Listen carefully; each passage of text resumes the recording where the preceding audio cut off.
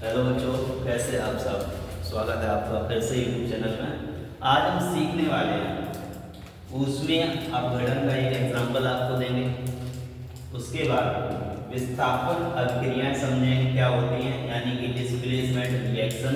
तो बने रहिएगा वीडियो में लास्ट तक, सीखते हैं इनको आसानी से और सरल भाषा में। सबसे पहले हम लोग जानेंगे उसमें अपघटन का एग्जाम्पल। तो आपके पास जो चीज़ें होनी चाहिए, क्या क्या होना चाहिए। बर्नर होना चाहिए और 2 ग्राम आपके पास लेड नाइट्रेट होना चाहिए, एक परत नली होनी चाहिए और एक पकड़ने के लिए चिमटा भी होना चाहिए। तो इसको जब प्रयोग करेंगे तो कैसे करेंगे। सबसे पहले आप परत नली में 2 ग्राम ये लेड नाइट्रेट लेंगे।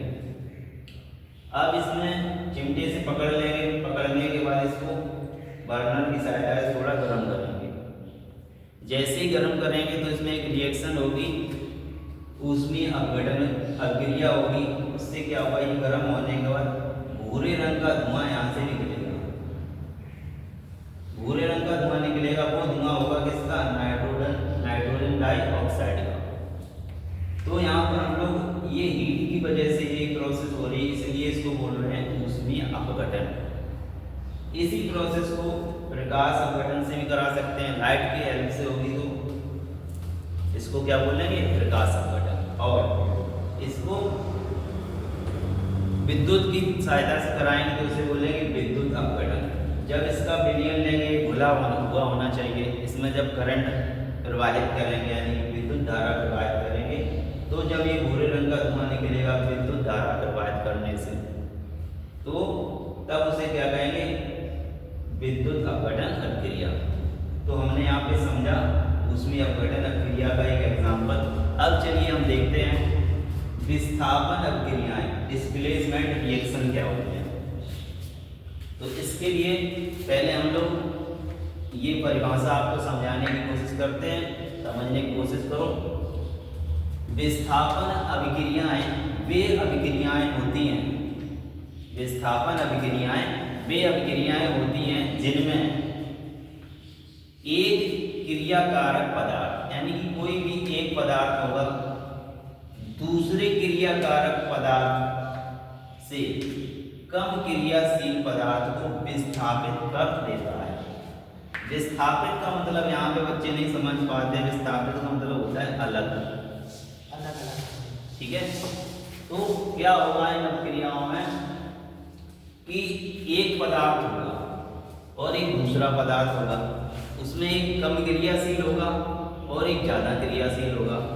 जो कम क्रियाशील होगा उसे ज़्यादा क्रियाशील वाला क्या कर देगा, अलग विस्थापित कर देगा। बस इतना ही समझना है। ज़्यादा वाला यानी कि जो ज़्यादा होगा प्लस, यानी कि जो ज़्यादा होगा वो कम वाले को क्या कर देगा, कम वाले को वहाँ से हटा देगा, अलग कर देगा। तो सिंपल भाषा में समझें विस्थापन अभिक्रियाएं क्या होती है। इसमें कोई एक पदार्थ होगा, जो दूसरा पदार्थ होगा, कम क्रियाशील पदार्थ होगा, जो उसको वो अलग कर देगा। इस तरीके की अभिक्रियाओं को विस्थापन अभिक्रियाएं या डिस्प्लेसमेंट रिएक्शन कहते हैं। अब हम लोग जानेंगे इसके एग्जाम्पल। एग्जाम्पल फर्स्ट में देखिएगा, कॉपर सल्फेट का विलयन जब उसमें आयरन की पत्ती डालते हैं। क्या डालते हैं, पत्ती। नीम पेड़ पौधों में पत्ती नहीं, आयरन मतलब लोहे की पत्ती है ना। जब कॉपर सल्फेट के विलयन में, विलयन मतलब ये घुला हुआ होगा, इसके विलयन में एक आयरन की हमने ऐसे पत्ती ली और इसमें डाली, तो क्या होगा, बनेगा हमारे पास FeSO4 plus Cu, ferrous sulphate बनेगा और क्या बनेगा, कॉपर बनेगा। अब यहाँ समझने वाली बात है कि विस्थापन अभिक्रिया कैसे हो रही है। तो देखो, जो Fe है, Fe मतलब लोहा, ठीक है, ये ज्यादा क्रियाशील होता है किससे, कॉपर से। तो यहाँ पे आयरन ज्यादा क्रियाशील है किससे, कॉपर से। तो कॉपर कैसा होगा, कम क्रियाशील होगा। तो कम क्रियाशील वाला वो अलग हो जाता है किससे, क्योंकि ये ज्यादा क्रियाशील है, ये ज्यादा रिएक्शन करता है।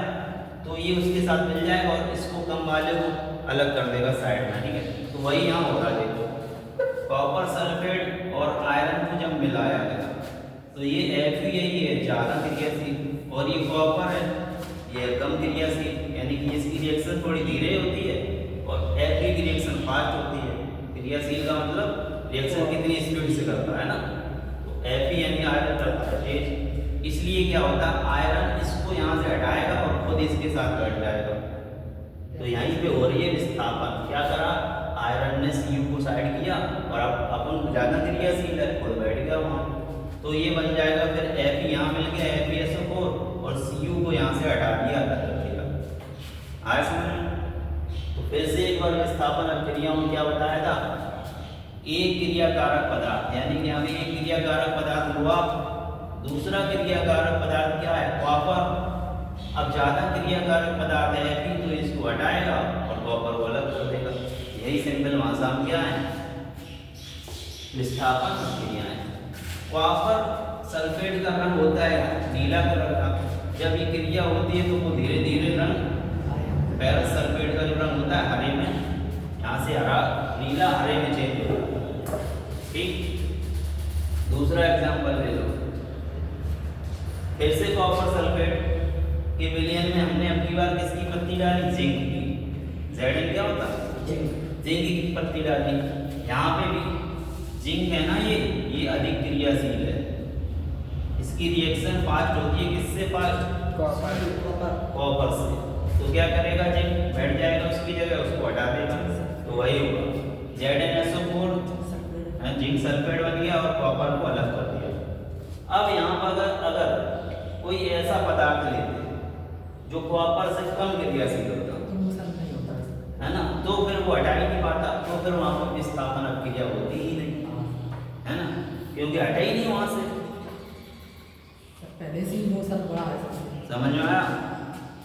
तो डिस्प्लेसमेंट में क्या होगा रिएक्शन की, यही होगा कि एक जो पदार्थ होगा एक दूसरा पदार्थ होगा जो ज़्यादा रिएक्शन करता है ज़्यादा क्रियाशील है, वो उसको हटाएगा उसकी जगह बैठ जाएगा और उसको अलग कर देगा। आगे समझो तो इसको नोट कर लो और वीडियो को लाइक शेयर जरूर करो।